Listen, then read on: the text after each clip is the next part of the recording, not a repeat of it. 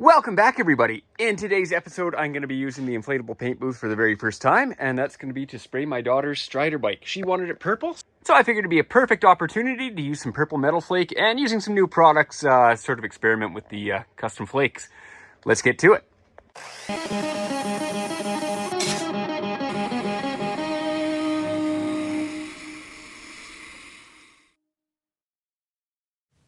First off here, I have to take the bike completely apart, taking the wheels off, seat off, handlebars off, all those goodies. I haven't worked much on bikes before, but that's probably the easiest disassembly I've ever done. Up next here, we got to get all these decals off, and then we'll clean this frame up and get it prepped.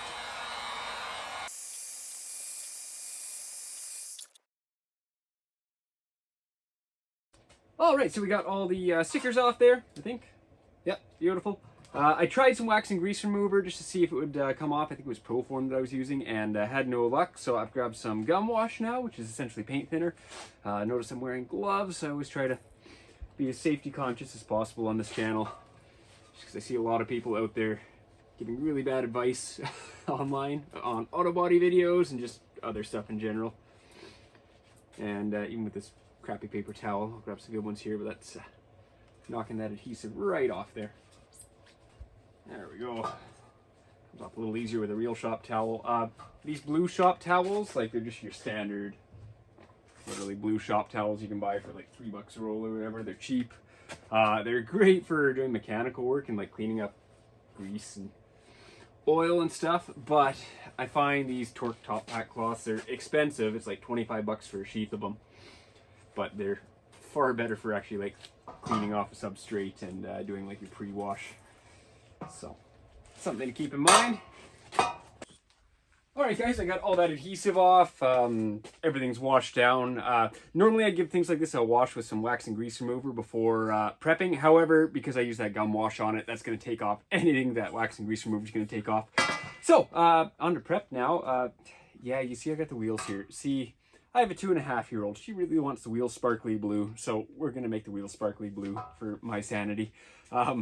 I'm not going to go crazy prepping these. They are raw plastic. There's nooks and crannies. It's for a 2.5-year-old. So we're going to make it sparkly and blue for her. I'm just going to run some red scotch over these. Normally I would use scuff paste and a gray scotch on raw plastic, but for this, thick metal flake.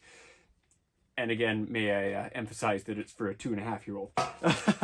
The body, we're going to use 400 in red scotch on, same with the forks, and that's about it. Nothing too crazy here. I'm going to throw you guys in a time lapse because prep work is boring, but it is important. So let's get at it. Here you can see I'm using that red scotch sort of as an interface pad. I wrap it around the sandpaper to go over everything, and then I use that red scotch after I'm done sanding just to hit all the nooks and crannies, and as you can see here on the wheel as well, and just using some FBS fine line to mask off those wheel edges.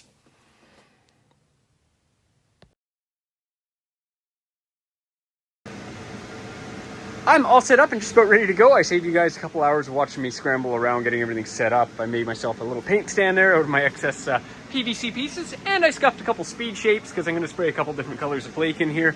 We'll see how that works. These are about 4 feet apart in here. Yeah, there's a little overspray, not the end of the world. Got a couple furnace filters on the front of my fan there. We're all inflated. Now my concern is that as soon as I throw on that fan, and my little compressor over there, then I'm going to throw a breaker. So this sort of moment of truth, let's see if we can fire everything up. And well, that's promising. With all my parts hung and set up here, I'm using some Proform wax and grease remover just to go over everything, give it a final wash, and then I take a tack cloth just to wipe everything down and get any final dust off. So unfortunately here, I thought I was talking to you guys in my earbuds while I was spraying. Unfortunately, it did not pick up at all. I was recording through my camera. However, I'm using my SATA mini jet here with a 1mm tip just to spray some adhesion promoter on those plastic speed shapes. There's raw ABS plastic, as well as those wheels. Now, you'll notice that in the coming shots here, I don't actually use any sealer on any of this. If this were for anything that like needed to last, you definitely want to use a sealer over raw plastic. You don't want to just go right to paint. That's destined for failure. However, again, this is for my toddler's bike. Longevity isn't the main goal here, just to make it fun for her. So getting that adhesion promoter on there, I think I'm spraying at about 20 psi, running with my SATA air hood there. In regards to that, you see that little white piece inside the air hood there. That's actually a carbon monoxide detector because I am running through a piston-driven compressor. However, I do have the proper DeVilbiss air filtration on that to breathe that air. Unfortunately, my compressor wasn't strong enough to keep up though, so in the future shots you'll see here coming up, I do end up switching to a charcoal respirator mask. That adhesion promoter is properly flashed off now, so we're on spraying some base coat. So here I'm using some just Montana black base. I think it's GM8555, just a solid black. Again, I'm using my SATA Mini Jet. This is something that just uses a little less air than my full-size SATAs. Again, 1mm tip, and for small detailed stuff like this, honestly, it's a perfect size. So just laying it on there, nothing too crazy, just trying to get even coverage. I think I ended up doing 3 or 4 coats of the black over everything to achieve proper coverage.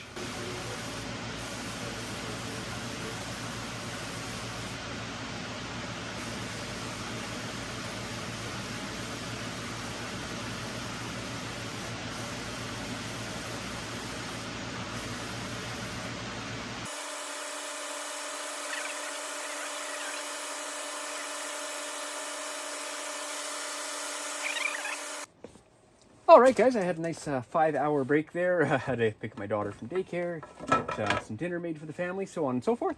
So now we're on to the fun stuff, which is laying the flake. So last time I did this, if you guys watched the video, I used clear coat. I just mixed it in with my Durafil C9500 clear, and it worked fairly well. Only issue is my 1.3 tip on my 1.3 RP clogged right up, and I switched to my 2.5 mil tip, which also clogged up, and ended up breaking through that clog, and I was able to spray it, but it went on really heavy. So I'm going to try spraying through a 1.3 tip. I am using a smaller flake this time. Both the flakes I'm using, the blue and the purple, are a 0.008, a medium flake. So I'm going to try spraying through my 1.3 again, my 1.3mm tip. And this time I'm going to spray it in an intercoat. So I had my paint rep mix me up some Montana Big Sky mid-coat for a pearl, but I had them leave out the pearl. So essentially this is just binders that are designed to suspend pearls and effects in them. And I don't know what this is going to look like. I assume it's going to look a little milky compared to other product lines I've sprayed. And this time I am going to make sure I pour my... Oh, that looks sort of similar to what I would have expected.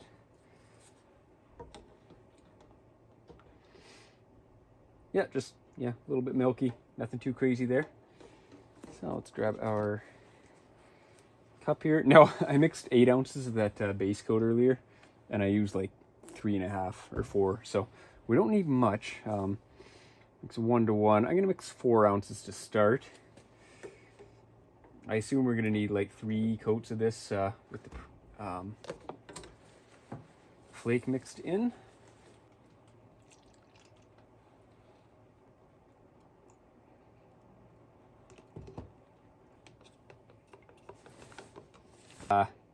So I've got about 5 ounces of base there. Being a production painter, I like consistency. I want to be able to replicate this in the future if I can. Grams, there we go. I like grams. Working in grams is easy. Woo! This purple's cool. It's got some blue in it as well. This is the Sky Purple Metal Flake from Flake King. So I'm just going to mix in a bit here. Let's call it... let's do 5 grams to start, because that's quite a bit of product.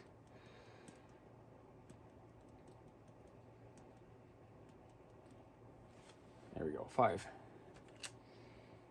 Right around 5, 5.1, 5.2, up to 5.3 there. Either way, I'm just going to give this a little swirl. So as you can see, it's sort of floating in there pretty well. It did sink a little bit at the bottom there, but when I mixed it into clear, the first time I sprayed Metal Flake, it just sank right to the bottom instantly, because clear does not have the binders in it to actually suspend any kind of effect. Oh, that looks cool. I'm not going to be getting full coverage there, but that's okay. We'll do a few coats.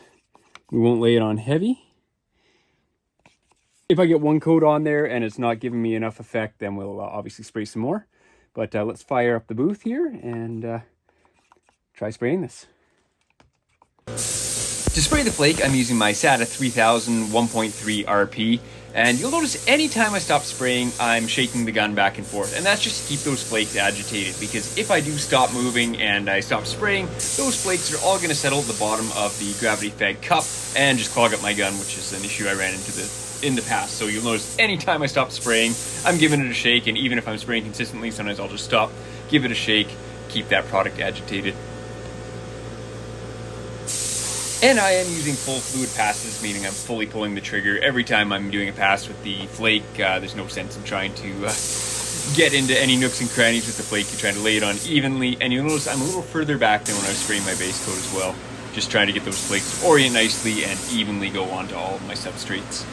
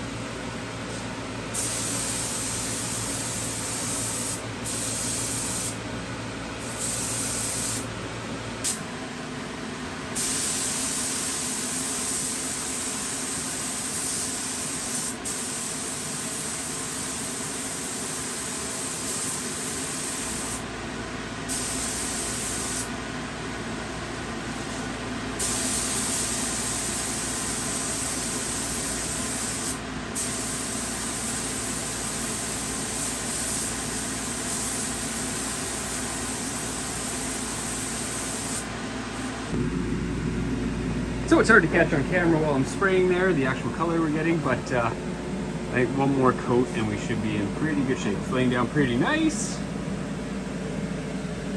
It's a nice deep purple. I'm glad we went over the black. That's going to look really nice out in the sunlight once we get some light on this thing. So yeah, we'll do one more coat there. I've been spraying about 4 ounces per coat on this go around. Obviously a little more product's coming out and a little more product gets lost. Flake everywhere. So yeah, we'll do one more coat and then move on to our blue parts. And the blue parts, this is a good experiment to see what my overspray is gonna be like. I do have some well, a good amount of flake landing over here, so I might see how well this tacks up after our third coat. I might just drape some paper over top of that for while I'm spraying the blue. We'll sort of play that one by ear here. And there we are with 3 coats, guys. Pretty happy with the coverage I have there. It might not be 100%, but it's pretty darn close. Now, one thing I had noticed when I looked this up online, like spraying with an inner coat versus in clear coat, you can see a lot of that flake is standing up. It doesn't have that chance to lay down. So that's something we're gonna have to contend with. On this project, not so much, but something good to know for future projects. So I went to mix up the blue here and I realized I was dumb. It was my first time using the scale. And I forgot to remove this tray off the top of it that says, focus, focus. Remove the tray. I forgot to take that off. So my measurements are right out to lunch for my purple. Not the end of the world. But I was able to actually accurately measure my blue here. So I have roughly 30 grams, some that's on my stick here. Roughly 30 grams of my blue, and that is the chromatic blue metal flake from Flake King, 0.008 inch, the medium size. So yeah, let's throw this on our other parts there.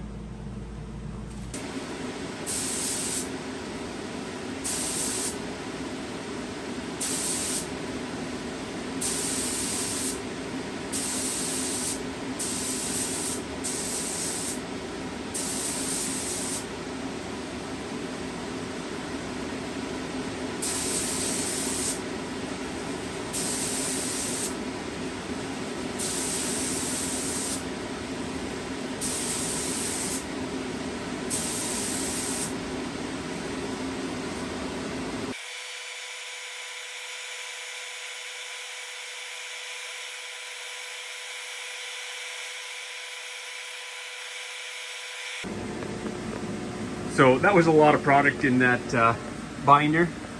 We got almost full coverage with one coat there, so we're gonna do one more coat and call it good on the blue. Yeah, it was a little heavier. I should have gone a little lighter with product in that coat, and then just done 3 coats instead of 2, but you know what, we'll get there. I'm gonna give this coat a good 15, maybe 20 minutes to flash off. It's been 5 minutes or so and it's still pretty tacky there. So yeah, we'll let that flash, get another coat on there. I ended up doing a 3rd coat of that blue with a little less of the metallic in there, and I think we're in really good shape now. I'm really happy with that. That's really gonna pop once we get some clear on there. So I'm just letting it flash. This has now been flashing for well over an hour, the purple, since I started spraying the blue there. The blue, I'm gonna give probably another 20 minutes, so I've got a total of like almost 40 minutes flash time after that last coat, because like, that was pretty thick. I can touch this now and I'm not really moving. I'm moving the metallics, but not really. Oh, yeah, you can see I'm sort of almost dragging some of that last layer of product. So I'm gonna give this another half hour or so. We'll get some clear on this and call her a night. So finally time to clear here. We're gonna mix up some of our Durafil C9500 clear. This mixes at a 4:1 ratio.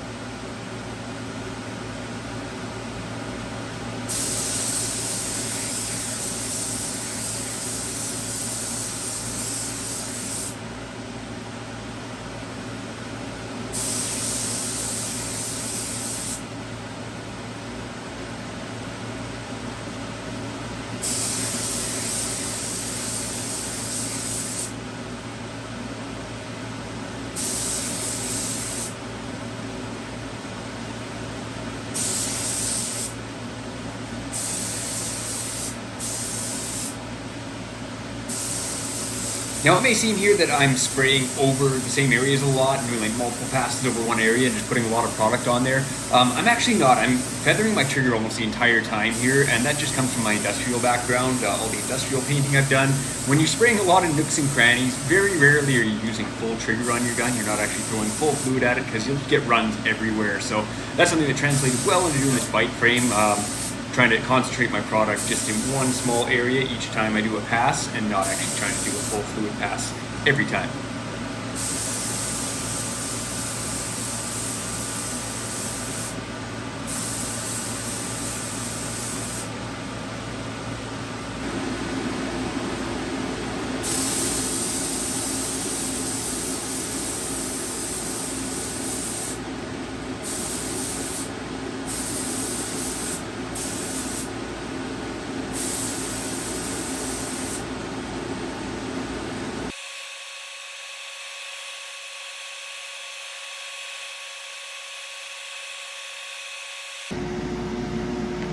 It's always satisfying getting that first coat of clear on there. As you can see, we still have a lot of flake to bury, but that was just the first coat.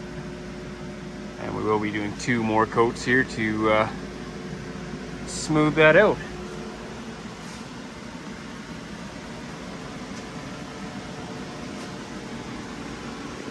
While you guys watch me do this final coat of clear here, I'll mention a couple little things. On my next go around with the flake, I'm going to do something different yet again. I'm actually going to go back to using a clear coat, or maybe a clear intercoat that's actually designed to carry flake. This mid coat I'm using from Montana is designed more for carrying pearls, which are a lot finer than flake, so it's not actually trying to bury anything as I'm spraying. So yeah, next time around we'll do things a little differently, but for this time around, I had a lot of fun with it. So we just put our 3rd coat on there, and I'm super happy with the results. Obviously there's still some texture there. We did spray flake. However, for my daughter's bike, she's gonna be more than happy. If this were something else, I would definitely sand her down and do a flow coat. But for what I was trying to accomplish here tonight, I am more than happy. Yeah, I'm excited to see these colors out in the sun. Tomorrow we'll get this thing reassembled and get some glamour shots. So it's the next day here. We are unmasking these wheels now, crossing our fingers that nothing peels. I think we should be okay, but again, we didn't use sealer, being that it's my 2.5-year-old's Strider bike here. But yeah, we'll get this unmasked, and then we're going to take this white paint marker and have some fun with it.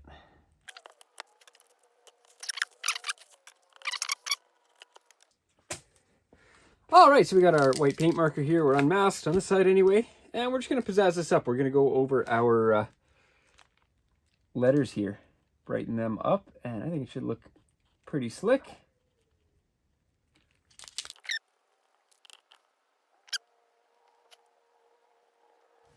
With all the paintwork done, it's time to throw it all back together. These Strider bikes are super easy to put together and take apart, just plastic bushings essentially. And before putting the wheels on, I'm going to do some grip tape on the back edges like it came with, and I'm just using a piece of masking tape to make a stencil for that, transferring it onto some skateboard grip tape, and then I just cut it out with a razor blade. Pretty straightforward. Once it's cut out, I just stick it on the top edge, and then I use a heat gun for just a few seconds there to get it nice and malleable. Then I'm able to actually push it down into place and it holds its shape.